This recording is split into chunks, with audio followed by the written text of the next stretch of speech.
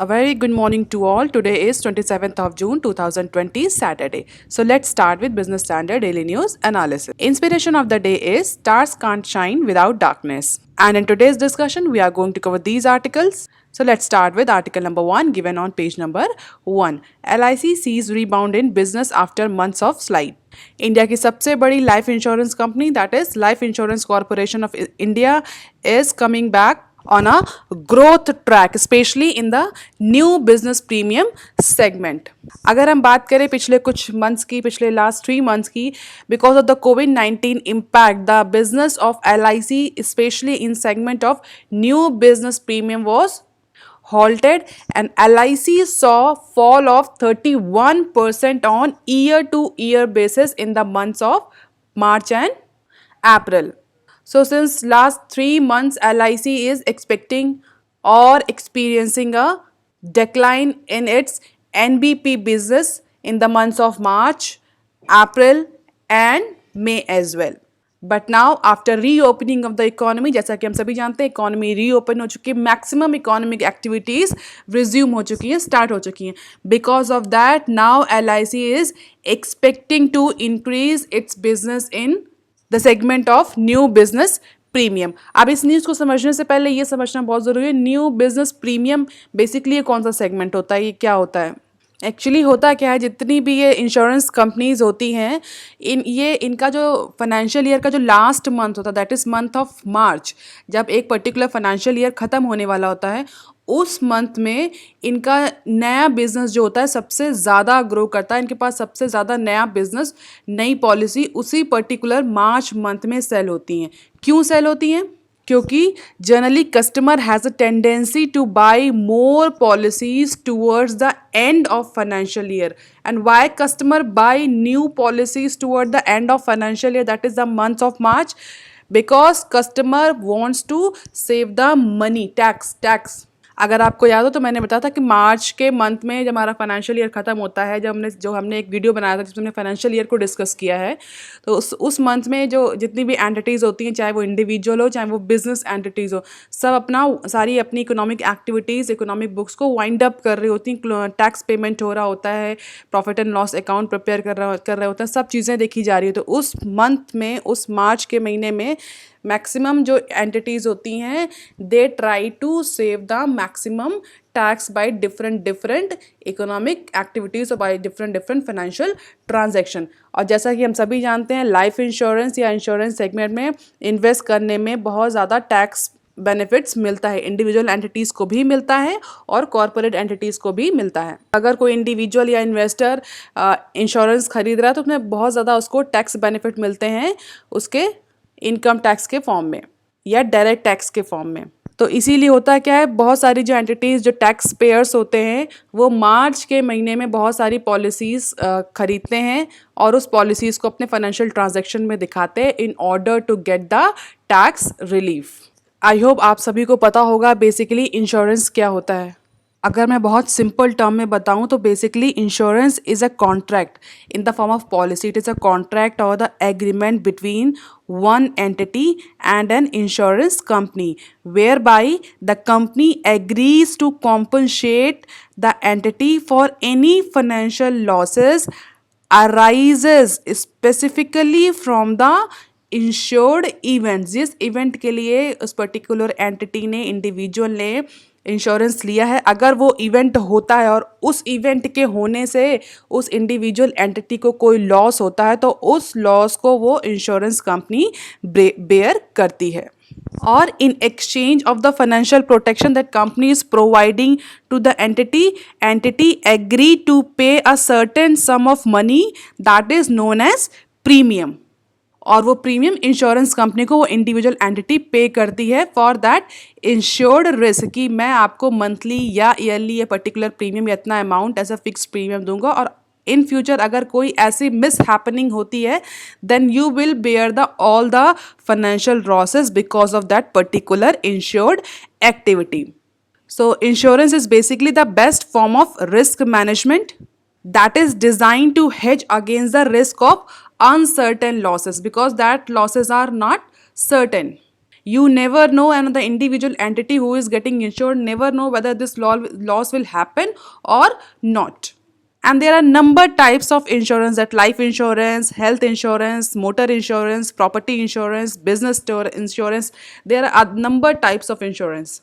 So apart from the financial protection that you are actually getting from that insurance company, the entity can also claim the tax benefits on the premium that company is paying for that particular insurance. So that is why number of companies involved in buying the policy or the insurance policy at the month of March, so that they can claim the tax benefit for the payment of that particular premium.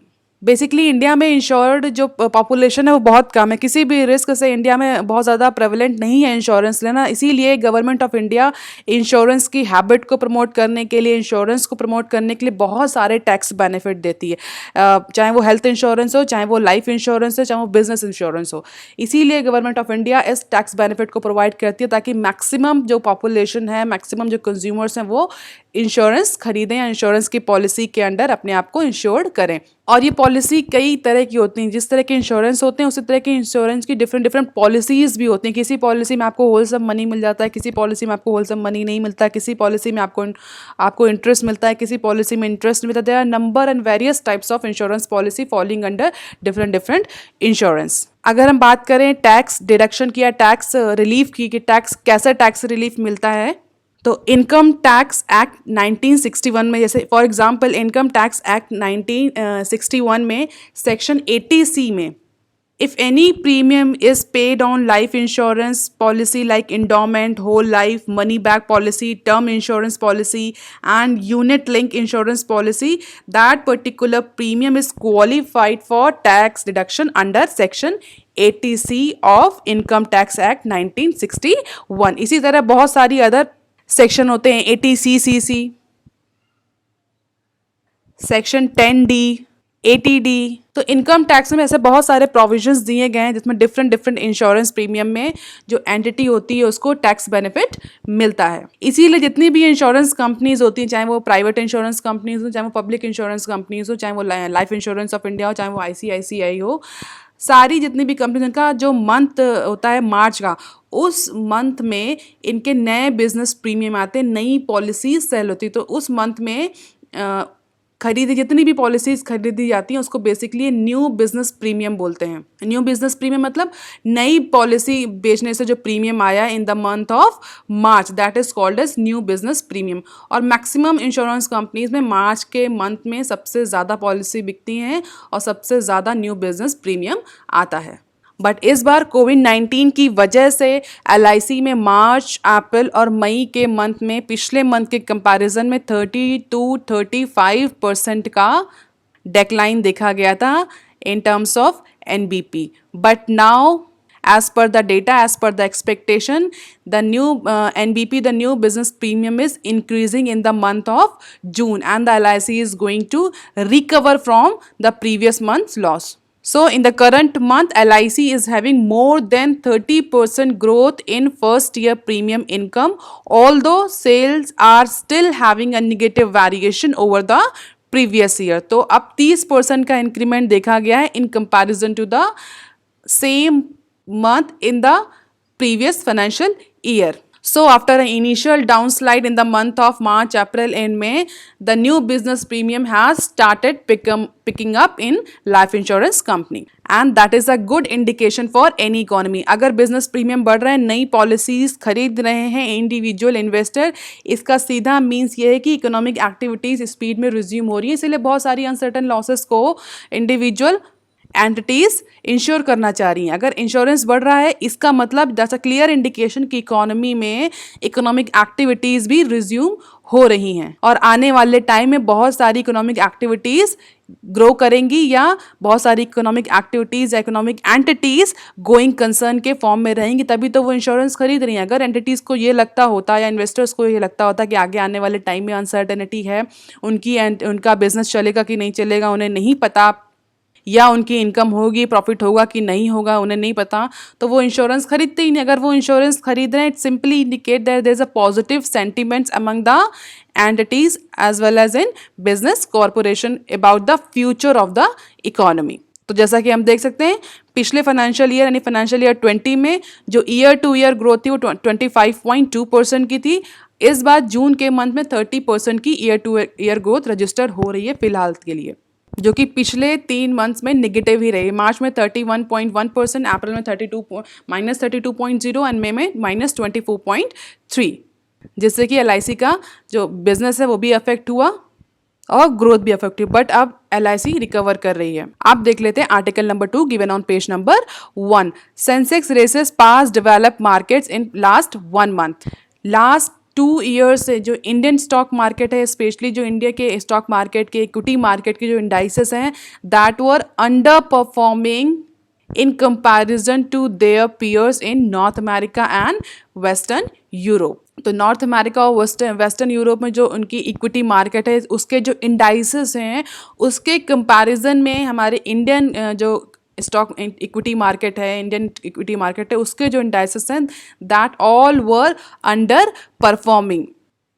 But in past 1 month Indian equity market is showing appreciation in comparison to North America and Western Europe equity market। The benchmark BSE Sensex is up 14.2% against a 3% appreciation in Dow Jones during that period. अब यहाँ पर इस news में आपको बहुत सारे जो हमारे कंट्रीज़ हैं उनकी इक्विटी मार्केट के इंडाइसेस के बारे में पता चलेगा। तो आप इनके नाम याद रखिएगा। हो सकता है कभी कभी एग्जाम में डायरेक्टली पूछ लिया जाता है कि ये डाउ जॉन कहाँ का इंडाइसेस है, डैक्स कहाँ का इंडाइसेस है, CAC कहाँ का इंडाइसेस है, FTSE 100 कहाँ का इंडाइसेस है। तो आप थोड़ा सा इसमें एक क्विक रिकैप कर सकते हैं, इसको माइंड में रख सकते हैं कि ये पर्टिकुलर इंडाइसेस कहाँ कहाँ के हैं। बेसिकली जो बहुत डेवलप नेशंस हैं उनके इंडाइसेस कभी कभी पूछ लिए जाते हैं।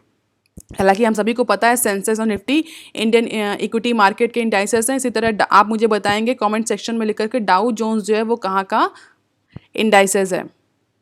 अब देख लेते हैं न्यूज़। उसी सेम पीरियड में जब इंडियन में BSE Sensex is rising up to 14.2%, the United Kingdom's benchmark FTSE 100 is up 2.1%, France CAC 40 index up 7.3%, Germany's DAX index 6%। तो आप देख सकते हैं यूके में 2.1, फ्रांस का 7.3 और जर्मनी का 6% जो इंडाइसेस उन्होंने अप्रिसिएशन रजिस्टर किया। वेरस इंडिया का जो इंडाइसेस है BSE सेंसेक्स उसने 14.2% का अप्रिसिएशन रजिस्टर किया in comparison to all North America and western Europe equity market indices और benchmarks.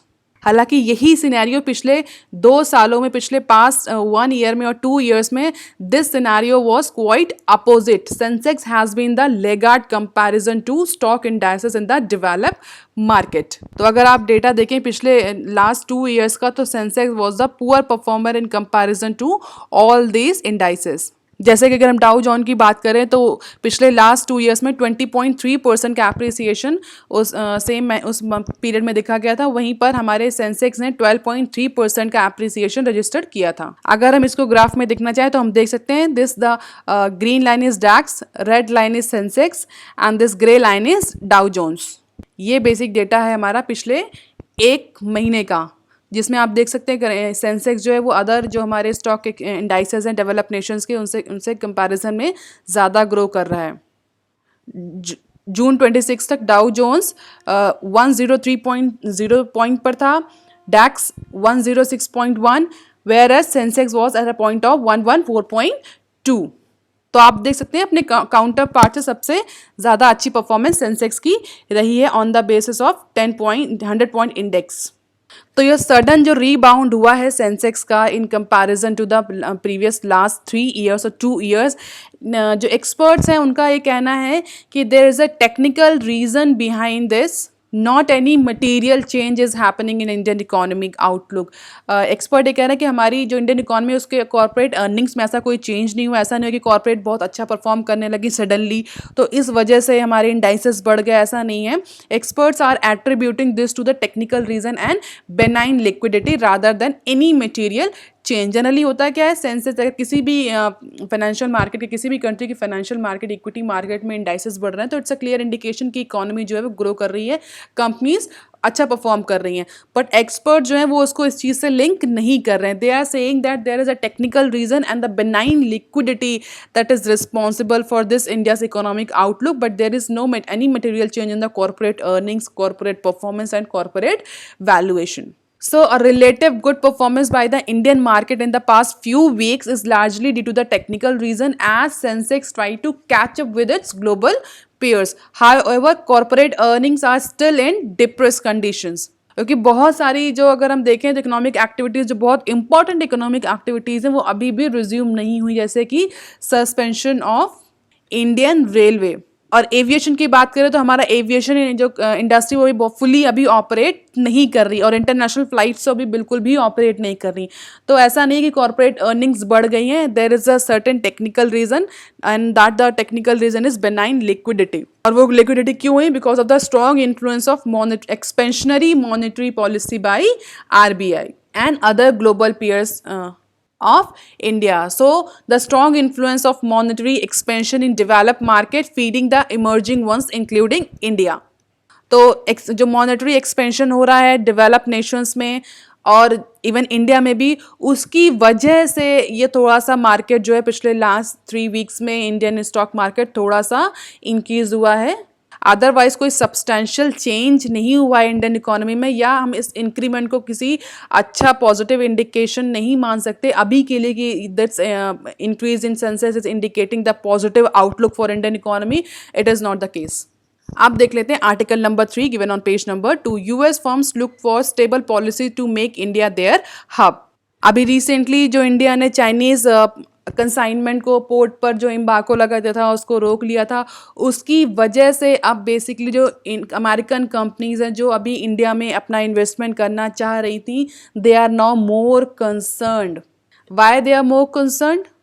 Because there are various policy changes that are happening in India since last 2 or 3 months। कभी हम FDI policy में India में change हो रहा है, कभी suddenly आप कस्टम अथॉरिटीज़ की भी या कस्टम रिलेटेड पॉलिसीज़ में चेंज कर रहे हैं, कभी किसी तरह के टैरिफ बैरियर्स बढ़ा रहे हैं, कभी किसी तरह के नॉन टैरिफ बैरियर्स बढ़ा रहे हैं। इस तरह की पॉलिसीज़ को लेकर वो अमेरिकन कंपनीज जो इंडिया में इन्वेस्टमेंट करने के लिए सोच रही थी, या जो चाइना को छोड़ना, जो चाइनाज़ में अभी चाइना में ऑपरेट कर रही बट चाइना को छोड़ना चाह रही because of the global geopolitical pressure, now they are favouring more Vietnam and Cambodia and Thailand in comparison to India, because they are asking India to have some stable policy. If Indian government really want to make the India the exporting hub, then India should came up with a stable policy. हालांकि United States India strategic partnership forum का ये कहना है कि they are continuously promoting India for a preferred market और for a preferred destination for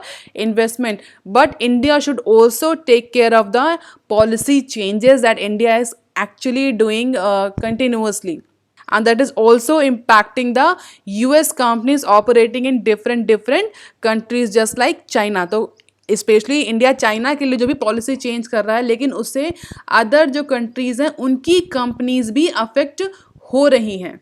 That is why companies are fearing return on long-term investment getting hurts in India। और इसी वजह से जो कंपनीज इंडिया में जिन्होंने एक्सप्रेशन ऑफ इंटरेस्ट शो किया था in order to establish, in order to increase their investment और shift their investment from China to India, now they are under pressure और अंडर फियर। स्टूडेंट, अब यहाँ पर एक कंसेप्ट जो बहुत बार पूछा गया है और आप, मुझे लगता है ये आपके लिए बहुत इंपॉर्टेंट है, कल की न्यूज़ में भी ये कंसेप्ट था, United state India strategic partnership forum USISPF। ये कल की न्यूज़ में भी था और कंटिन्यूसली ये फोरम न्यूज़ में है, तो आप इस फोरम के बारे में थोड़ा सा पढ़ लीजिएगा डिटेल में। और आपका आज का क्वेश्चन भी है, आप मुझे कमेंट सेक्शन में लिखकर बताइए कि United state India strategic forum क्या है, इसका बेसिक मैंडेट क्या है, ये क्यों बनाया गया। अब आ जाते हैं न्यूज़ में। तो बेसिकली जितनी भी अमेरिकन कंपनीज हैं उन्होंने इंडिया से बोला है कि स्टेबल पॉलिसी लगाई एंड ट्रांसपेरेंसी इंक्रीज करी, क्योंकि जिस तरह से अभी चाइनीज़ कंसाइनमेंट को रोका गया पोर्ट में, इस तरह की प्रोसेस एक बहुत ही चिलिंग सिग्नल सेंड करती हैं फॉरेन इन्वेस्टर्स को जो कि इंडिया में इन्वेस्ट करना चाहते हैं।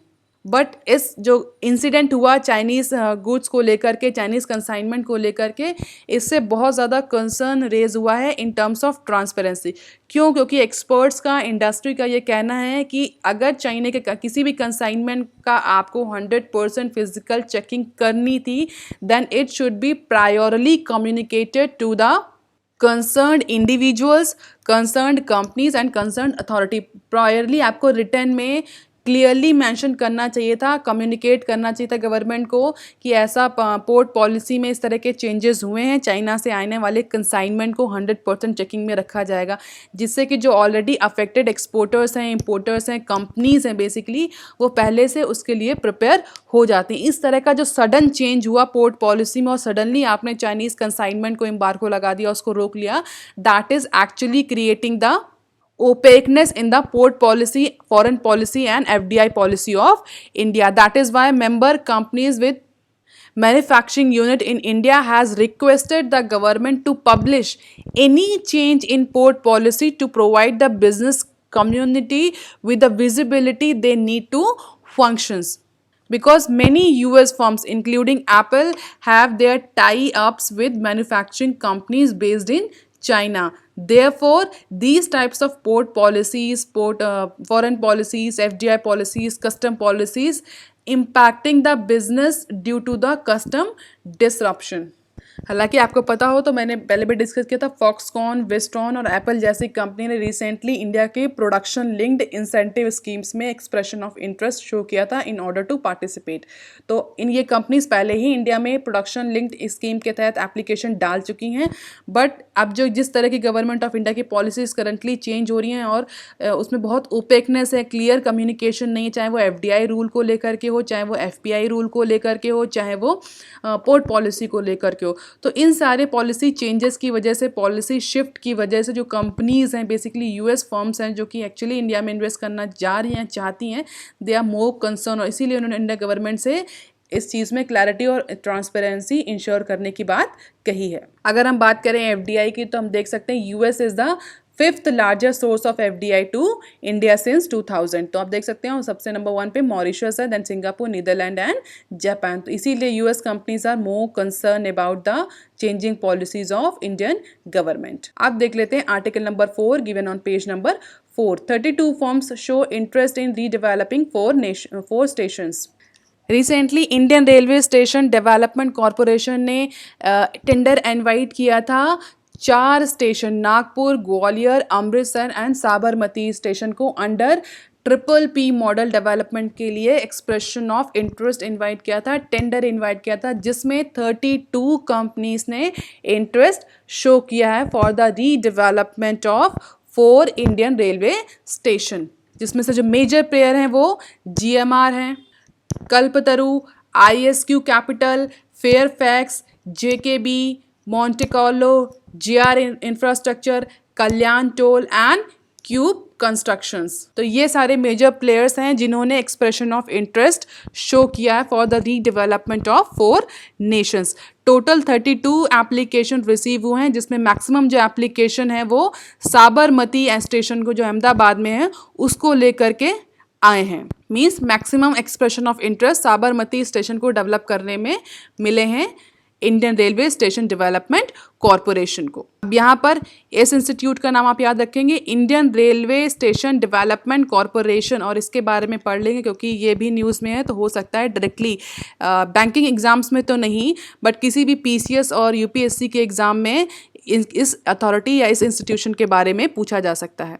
The total indicative cost for developing these 4 stations is approximately 1,600 crore, जिसके लिए रिसेंटली IRSDC ने टेंडर इनवाइट किया था, and IRDC is the nodal agency for station redevelopment in India. तो IRDC एक नोडल एजेंसी है जिसका बेसिक रिस्पॉन्सिबिलिटी जो स्टेशंस है, हमारे रेलवे स्टेशंस, उनको रीडेवलपमेंट और मेंटेनेंस करना है। Total buildup area 54 lakh square feet का होगा and it is said that this project hold the distinction of being first railway projects to have the principle approval of public private partnership appraisal committee. Triple P ACB बोलते हैं इसको, public private partnership appraisal committee. ये committee basically जितने भी triple P models के जो projects होते हैं उन पर अप्रूवल देती है। तो ऐसा कहना है कि ये इंडियन रेलवे का फर्स्ट प्रोजेक्ट है जिसको इन प्रिंसिपल अप्रूवल मिला है इस अप्रेजल कमेटी से to operate under triple P project by centre. तो ये न्यूज़ वैसे ही बहुत ज़्यादा इंपॉर्टेंट हो जाती है। और इस ट्रिपल पी मॉडल के तहत जितने भी जो पार्टिसिपेंट्स हैं उनको कई सारे एडवांटेज मिलेंगे। पहला एडवांटेज क्या है, नो लैंड यूज चेंज। जो लैंड उनको अलॉट होगी उसके चेंज में, उसके यूज के चेंज में कोई भी पॉलिसी में चेंज नहीं लाया जाएगा। तो once a land is allotted there will be no change in the uses policy of that land. Prior environmental clearance जो रिक्वायर होता है जनरली रेलवे के प्रोजेक्ट्स में और इंफ्रास्ट्रक्चर प्रोजेक्ट्स में, वो इस केस में रिक्वायर नहीं होगा, इन्वायरमेंटल क्लियरेंस रिक्वायर नहीं होगा। अब आप मुझे कमेंट सेक्शन में लिखकर बताएंगे कौन सी अथॉरिटी इन्वायरमेंटल क्लियरेंस देती है। Which authority is responsible for giving the environmental clearance on infrastructure project. तो अभी के लिए आप इतना समझिए, जो ये प्रोजेक्ट आया है ट्रिपल पी मॉडल में, ये इंडिया का फर्स्ट रेलवे प्रोजेक्ट है जिसको अप्रेजल कमेटी से अप्रूवल मिला है to operate under PPP guidelines. इसमें लैंड यूज़ की पॉलिसी में कोई चेंज नहीं होगा। That's advantage to the developers. Prior environmental clearance की ज़रूरत नहीं होगी। तो जो इन्वायरमेंटल इम्पैक्ट असेसमेंट EIA करना होता था उसकी भी ज़रूरत नहीं रह जाएगी इन सारे प्रोजेक्ट्स में। तो बहुत सारे जो टेक्निकल हर्डल्स होते हैं जो डेवलपर्स को जनरली फेस करने पड़ते हैं, वो सारे टेक्निकल हर्डल्स इस केस में उस डेवलपर को नहीं करना पड़ेगा जो इस बिड को जीतेगा। तो इस न्यूज़ में आप इन 4 स्टेशन का नाम याद रखेंगे, Nagpur, Gwalior, Amritsar and Sabarmati. Indian railway station development corporation के बारे में पढ़ लेंगे आप, और इन्वायरमेंटल इम्पैक्ट असेसमेंट EIA के बारे में भी पढ़ेंगे, और कौन सी अथॉरिटी इन्वायरमेंटल क्लियरेंस देती है उसके बारे में भी आप थोड़ा सा पढ़ लेंगे। आप देख लेते हैं article number 5 given on page number 8। Indian INCs have fewer bureaucrats on board. Before 2013 होता क्या था, इंडिया में बहुत ज़्यादा क्रेज था जितने ब्यूरोक्रेट्स हैं उनको बोर्ड ऑफ डायरेक्टर्स में शामिल करने का, as a independent director, as a non executive directors. आप अगर 2013 के पहले देखें तो बहुत ज़्यादा क्रेज़ था कि जितने जो हमारे IAS ऑफिसर्स होते थे, स्पेशली रिटायर्ड IAS ऑफिसर्स, उनको as a member independent director और non executive director board of directors की कमेटी में बना देना। बट गवर्नमेंट ऑफ इंडिया ने 2013 में बहुत सारे रेगुलेशंस और रिस्पॉन्सिबिलिटीज़ को नई तरह के रूल्स नॉर्म्स लाए, जिसके अंडर जो डायरेक्टर्स, स्पेशली जो इंडिपेंडेंट डायरेक्टर्स होते हैं, नॉन एग्जीक्यूटिव डायरेक्टर्स होते हैं, उनकी रिस्पॉन्सिबिलिटीज़, उनकी अकाउंटेबिलिटी बढ़ा दी in order to tighten the corporate governance. तो 2013 के बाद से as per the data given by primeinfobase.com there is a decrease in the numbers of bureaucrats holding the position as the independent directors or the non-executive directors in board of directors. So there are 466 Indian Administrative Services officials occupying board seats. Among them, independent directors numbers fewest still 346, also the lowest since 2013. And who is the independent director? Basically, the independent director is a person who is a director who is actually or directly or indirectly not connected with the company's promoter. वो independent होता है, नाम से ही लग रहा है independent। क्यों independent directors हम डालते हैं बोर्ड ऑफ डायरेक्टर्स में?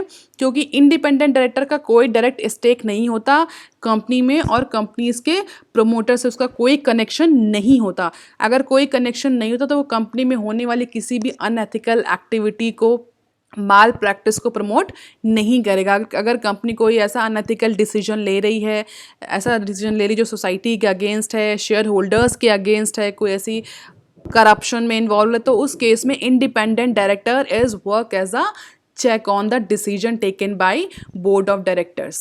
That is why independent director is mandatory for every board of directors. So the share of independent director as a percentage of total civil service servants on company board has also declined since 2013 based on the available information. क्यों ये decline register हुआ है? जो कि मैंने पहले बताया, company act 2013 के बाद से गवर्नमेंट ने बहुत सारी रिस्पॉन्सिबिलिटीज़ को टाइट कर दिया था, लाइबिलिटीज़ इंक्रीज कर दी थी on the directors over the firms non compliance with law. अगर कोई कंपनी किसी भी पर्टिकुलर लॉ को, चाहे वो टैक्सेशन लॉ, लीगल है, किसी भी लॉ को कॉम्प्लायंस नहीं करती, फॉलो नहीं करती, then the responsibility of that non compliance will go to all directors of the company, whether they are independent, non-executive or dependent directors or other member of boards. तो increase responsibility, increase liability, इस सब की वजह से अब जो civil service servants हैं जो बेसिकली बहुत ईजिली बोर्ड ऑफ डायरेक्टर्स की सीट ले लेते थे, अब वो थोड़ा सा रीफ्रेन कर रहे हैं. हालांकि कॉरपोरेट मिनिस्ट्री ने एक बहुत क्लियर किया है कि बहुत जल्दी सिविल या क्रिमिनल प्रोसीडिंग्स नहीं चलेंगे unless it is not necessary. But independent directors and non-executive directors were considered on par with others despite the fact that they might be on a information disadvantage. हालांकि जितने भी independent directors हैं या non-executive directors हैं उन पे इतनी easily civil या criminal proceedings नहीं चलेगी जब तक कि ज़रूरी ना हो. लेकिन other responsibilities के matter पर, liabilities के matters पर, accountabilities के issues पर इन independent और non-executive directors को other डायरेक्टर्स से ऑन पार ही ट्रीट किया जाएगा, चाहे वो इंफॉर्मेशन डिसएडवांटेज की कैटेगरी में ही क्यों ना फॉल करते हो. इंफॉर्मेशन डिसएडवांटेज मतलब जनरली जो इंडिपेंडेंट डायरेक्टर्स होते हैं, नॉन एग्जीक्यूटिव डायरेक्टर्स होते हैं, वो कंपनी के लिए आउटसाइडर होते हैं, तो बहुत सारी इंफॉर्मेशन उनको पता नहीं होती. तो कई बार ऐसा भी होता है कि अगर कंपनी में कोई नॉन कॉम्प्लायंस हो रहा है, कोई फ्रॉड एक्टिविटी हो रही है, तो हो सकता है इंडिपेंडेंट डायरेक्टर्स या नॉन एग्जीक्यूटिव डायरेक्टर्स को उस एक्टिविटी के बारे में ना पता हो, वो इंडिविजुअल उस एक्टिविटी में ना इन्वॉल्व हो, उसको उसके बारे में कोई इन्फॉर्मेशन ना हो. तो as per the responsibility, accountability, उस पर कोई डायरेक्ट रिस्पॉन्सिबिलिटी नहीं आनी चाहिए. बट कंपनीज एक्ट 2013 में इसको चेंज कर दिया गया और गवर्नमेंट ने कहा नहीं, ऐसा नहीं है. If you are the independent director और non executive director of the company, you are also responsible for any sort of non compliance by the company in case of any law. That is why now the civil servants or the IAS officers are reframing themselves from becoming the member of any company's board. ऐसा इसलिए भी होता है कि generally conflict of interest होता है. आप किसी सिविल सर्विसेज से आप उसके सर्विस के ड्यूरेशन में कोई फेवर मांग लीजिए और बाद में उससे बोले कि हम आपको अपनी कंपनी में बोर्ड ऑफ डायरेक्टर से इंडिपेंडेंट डायरेक्टर अपॉइंट कर देंगे, तो that is generally creating the nexus between the civil society and the business organization. इसीलिए इस तरह के प्रोविजंस आते रहते हैं in order to ensure the better corporate governance in the country. आप देख लेते हैं some other news clips. Brookfield to acquire Jet's Mumbai office for ₹490 crore. So now Brookfield Asset Management is going to buy 2 floors from Jet Airways in the Bandra Kurla complex in Mumbai for ₹490 crore. The Canada-based investment funds, which owns 25 million squares of commercial space in the country, was the sole bidder in the auction held on Friday. तो जो jet Airways का office था मुंबई में, उसका auction हुआ, जिस auction में Brookfield ने जेट एयरवेज के 2 फ्लोर्स खरीद लिए हैं with the amount of 490 crore. और इसके अलावा ब्रुकफील्ड का इंडिया में ऑलरेडी 20 मिलियन स्क्वायर फीट का कमर्शियल स्पेस है उसके पास, वो खुद ओन करता है. Sir Canada based investment firm जिसका ऑलरेडी बहुत ज़्यादा इन्वेस्टमेंट है इंडिया में. और पिछले कुछ सालों में इस कंपनी ने, इस एसेट मैनेजमेंट कंपनी ने कई सारे कमर्शियल स्पेस भी खरीदे, जैसे कि होटल लीला में खरीदा है,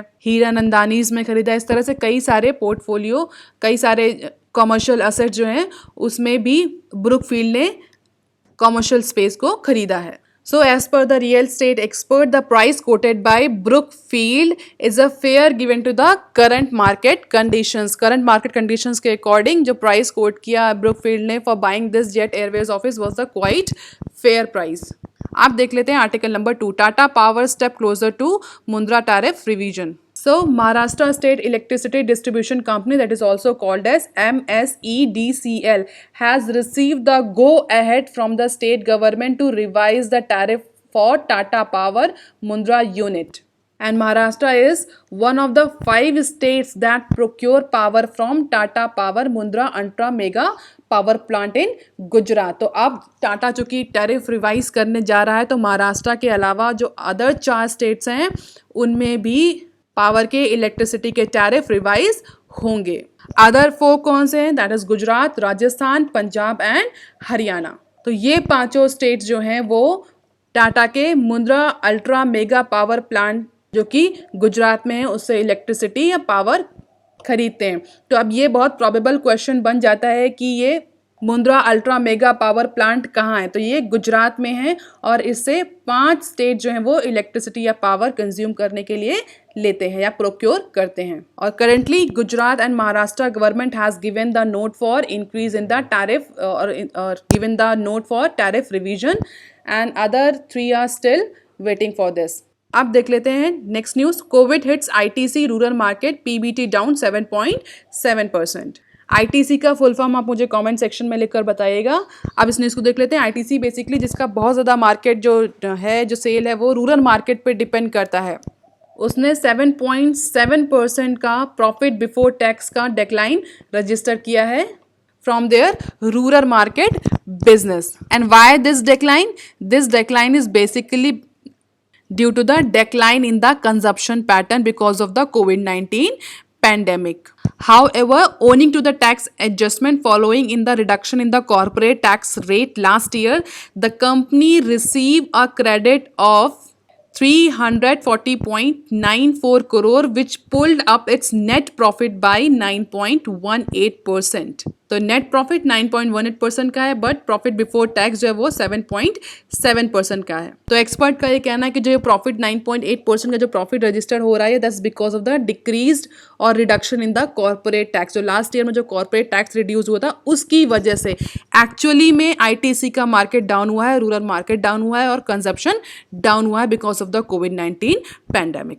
आप देख लेते हैं next news. IT stock surge on Accenture's Q3 result. So at a time when investors are cautious about IT companies because of the likely impact of COVID-19 led disruption and H1B visa issues, हम सभी को पता है कि H1B visa अभी recently US government ने cancel कर दिया, सस्पेंड कर दिया दिसंबर 2022 तक, जिसकी वजह से IT कंपनीज का जो स्टॉक था वो बहुत कम प्रेफर हो रहा था और वो निगेटिव ग्रोथ रजिस्टर कर रहा था। इन्वेस्टर्स जो थे वो आईटी कंपनीज के स्टॉक को बहुत कम प्रेफर कर रहे थे because of the COVID led disruption and H1B visa issues. But because of the Accenture's result, Q3 result, that is March to May result, surprised the street. It also rubbed off positively on Indian IT stock with the Nifty IT index gaining 4% on Friday. तो Accenture के Q3 के result के बाद से जो IT stock है उसमें search देखा गया, पॉजिटिविटी देखी गई। आईटी स्पेशली निफ्टी आईटी के इंडेक्स में 4% का गेन देखा गया। तो ये कैसे आप देख सकते हैं कि एक न्यूज़ की वजह से सडनली स्टॉक डाउन हो गया, H1B की न्यूज़ की वजह से, और एक कंपनी के क्वार्टर रिजल्ट की वजह से स्टॉक जो है वो अप हो गया। तो you can see the fluctuation into the stock market because of the different news. हालांकि आईटी फर्म्स जो हैं वो अभी रजिस्टर्ड ग्रोथ रजिस्टर या प्रॉफिट रजिस्टर कर रही हैं, बट एक्सपर्ट कह रहे हैं दे आर स्टिल कंसर्न क्योंकि कोविड-19 की सेकेंड वेव का भी जो डेंजर है, रिस्क है, वो आ गया है। और कई कंट्रीज़ में ऐसे डिसीजन लिए जा रहे हैं जैसे कि यूएस ने H1B वीज़ा को लेकर के लिया है और जो यूरोपियन नेशंस है वहाँ पर भी कोविड-19 अभी बहुत अच्छे से कंट्रोल नहीं हो पाया, जिसको लेकर के अभी फ्यूचर जो है आईटी कंपनीज़ का वो बहुत ज़्यादा श्योर नहीं है। That is why there is a concern too, and the investor should look very carefully before investing in any IT stock. आज की news of the day, Indian INCs have fewer bureaucrats on board. तो ये एक बहुत important question बन जाता है specially corporate governance से। अगर आप किसी स्टेट का सिविल सर्विस का एग्जाम दे रहे हैं then this news is one of the very important news, क्योंकि कॉर्पोरेट गवर्नेंस को लेकर के अगर आप मैनेजमेंट से UGC में इकोनॉमिक्स हैं तो भी इस तरह की जो न्यूज़ होती हैं कॉर्पोरेट गवर्नेंस को लेकर के बहुत ज़्यादा प्रोमिनेंट होते हैं। जब कोई न्यूज़ कोई कंसेप्ट न्यूज़ में रहता है तो उससे रिलेटेड रिलेटेड क्वेश्चन जनरली बन जाते हैं। तो इस न्यूज़ को आप थोड़ा सा डिटेल में पढ़ लीजिएगा। That's all for today. If you like, please share and subscribe, student. Thank you so much.